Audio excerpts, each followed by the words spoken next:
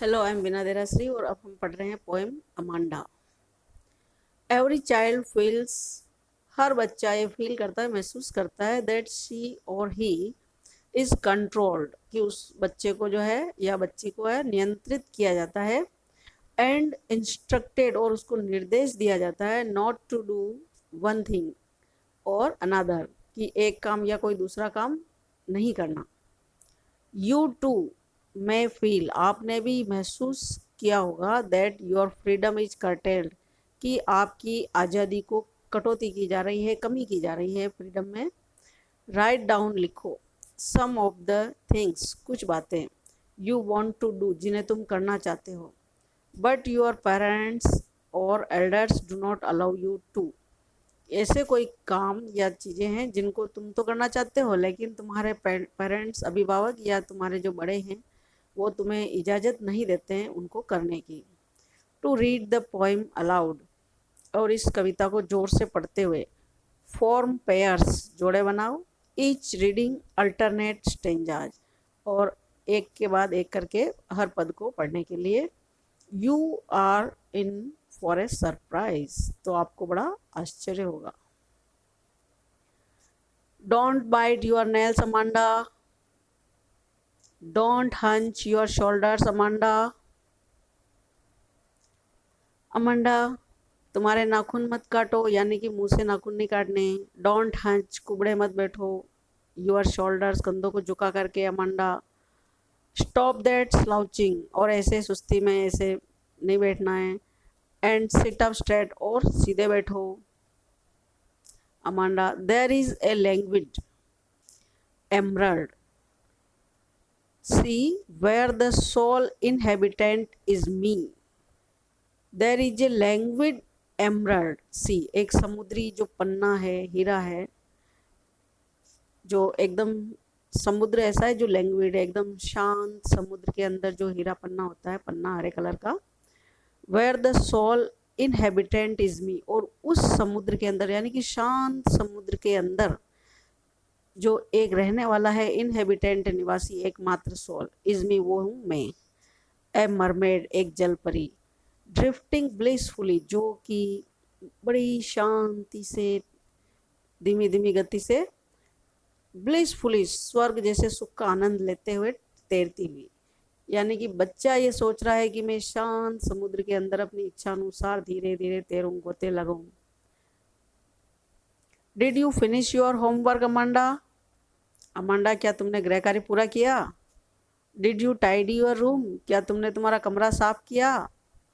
I thought I told you to clean your shoes Amanda, मैंने सोचा है, मैंने तुम्हें कहा था कि तुम्हारे जूतों को साफ करो।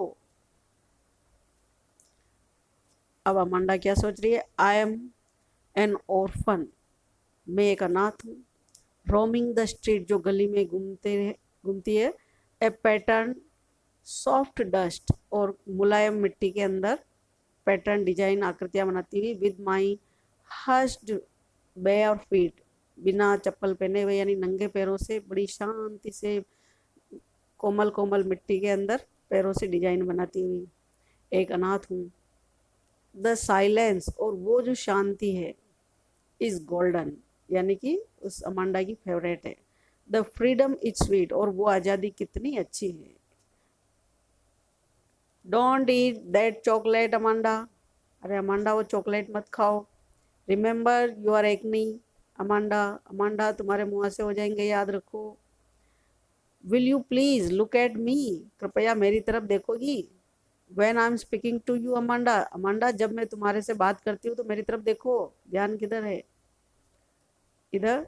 आई एम रेपुंजल, मैं एक रेपुंजल हूँ। I have not a care, life in a tower is tranquil, और I have not a care, मेरे को बिल्कुल भी परवाह नहीं है, केयर नहीं है। लाइफ इन ए टावर, जो एक ऊंची मीनार होती है, टावर, उसके अंदर जो लाइफ है, जीवन है, इस ट्रैंक्विल, कितना शांत है। एंड रेयर, जो कि दुर्लभ है, हर किसी को नहीं मिलता इतना शांत जीवन। I will certainly never let down my bright hair, और निश्चित रूप से मैं मेरे चमकीले बालों को कभी भी नीचे नहीं गिराऊंगी।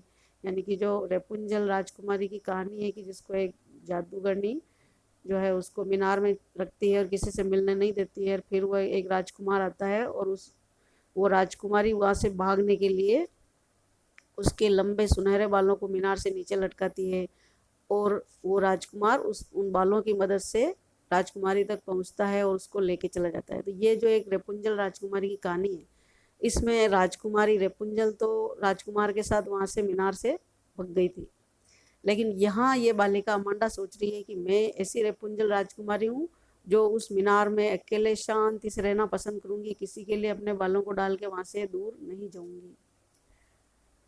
स्टॉप दैट सल्किंग, रूठना बंद करो एडवांस, तुरंत। Amanda, you are always so moody, तुम हमेशा कितनी मूडी हो, कितनी चिड़चिड़ी रहती हो अमांडा।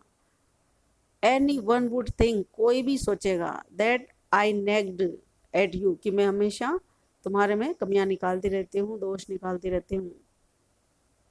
रॉबिन क्लेन कवि का नाम। Question number 1, how old do you think Amanda is, Amanda कितनी उम्र की है, आप क्या सोचते हो? How do you know this, और आप ये कैसे जानते हो? अमांडा इज अबाउट 9 और 10 ईयर्स ओल्ड, अमांडा जो है लगभग 9 या 10 वर्ष की है। स्कूल गोइंग गर्ल, विद्यालय जाने वाली बालिका। She is being scolded for things, और उसको स्कॉल्ड किया जा रहा है, डांटा जाता है, फॉर थिंग्स, ऐसे कामों के लिए। Typical for that particular age, जो कि उस विशेष उम्र के लिए बड़े ही टिपिकल है, अजीब है। हर parents are trying to inculcate, और उसके जो पेरेंट्स है उसको संस्कार डालने के लिए बड़े लगातार प्रयास कर रहे हैं, इनकलकेट करने के लिए। इन हर गुड मैनर्स, ताकि उसमें अच्छे से मैनर्स आए, शिष्टाचार के ढंग आए, एंड एटिकेट्स आए। Amanda is very innocent and immature, यहाँ अमांडा बहुत ही मासूम है और वो अपरिपक्व है, इमेच्योर है। Question number 2, who do you think is speaking to her, उससे कौन बोल रहा है? One of her parents is speaking to her, कि उसके जो पेरेंट्स हैं उनमें से कोई एक उससे बोल रहा है। मोस्ट प्रोबेबली, और ज़्यादा संभावना है, इट इज़ हर मदर, कि ये उसकी माँ है। In a traditional household mother, क्योंकि जो परंपरागत जो घरेलू माताएं होती है, इज हेल्ड रेस्पॉन्सिबल, उनके ऊपर ये जिम्मेदारी होती है, for the conduct of child, कि बच्चों के जो है कंडक्ट सिखाया, आचरण सिखाया। इन दिस केस ऑल्सो, इस मामले में भी, द रेंज ऑफ इंस्ट्रक्शंस, जो श्रृंखला है निर्देशों की, सजेस्ट, ये सुझाव देती है, that the speaker is Amanda's mother, की जो बोलने वाला है वो अमांडा की माँ है।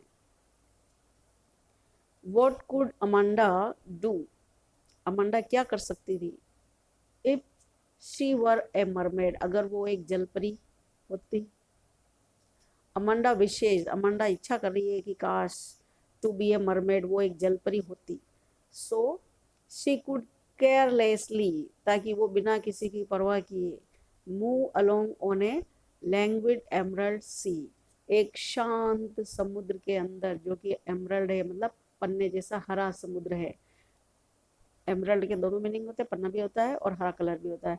तो जो हरा समुद्र है, उस हरे समुद्र के अंदर वो, जो कि हरा शांत समुद्र है, उसके अंदर वो बड़ी किसी की परवाह किए बिना आराम से सैर कर रही होती समुद्र में, अगर वो जलपरी होती, मरमेड होती। सी जस्ट विशेज, और वो कल्पना करती है, टू बी कैरीड अवे, कि उसको दूर ले जाया जाए, by the green sea waves, की जो समुद्र की हरी हरी जो लहरें हैं, उन लहरों से वो स्लोली एंड ग्रेजुअली, धीरे धीरे वो बहुत दूर निकल जाए। Amanda longs for a place, और अमांडा ऐसी जगह के लिए लॉन्ग फॉर करती है, मतलब लालसा रखती है, where she is all by herself as her happiness, जहाँ वो सब अपने स्वयं से करे, स्वयं की इच्छा से, खुद की हैप्पीनेस के लिए, खुशी के लिए। इज नॉट डिपेंडेंट, और उसको निर्भर नहीं रहना है, on any other human being, किसी दूसरे मानवीय प्राणी के ऊपर। हैंस, इस प्रकार से, शी डिजायर्स, वो इच्छा करती है, टू बी ए मरमेड, की एक जलपरी बने। Because for a child mermaid is a symbol of freedom and wonder, क्योंकि बच्चे के लिए मरमेड का मतलब जलपरी एक प्रतीक है, सिंबल है, जो आज़ादी और आश्चर्य का प्रतीक है। इज अमांडा एन ऑर्फन, क्या अमांडा एक अनाथ है? वाई डज सी से सो, तो फिर वह ऐसा क्यों कहती है? No, Amanda is not an orphan though she wishes to be one, यद्यपि वो इच्छा करती है कि वो अनाथ होती। She is so much stressed, क्योंकि वो बहुत ही ज्यादा स्ट्रेस में है, तनाव में है, अवसाद में है।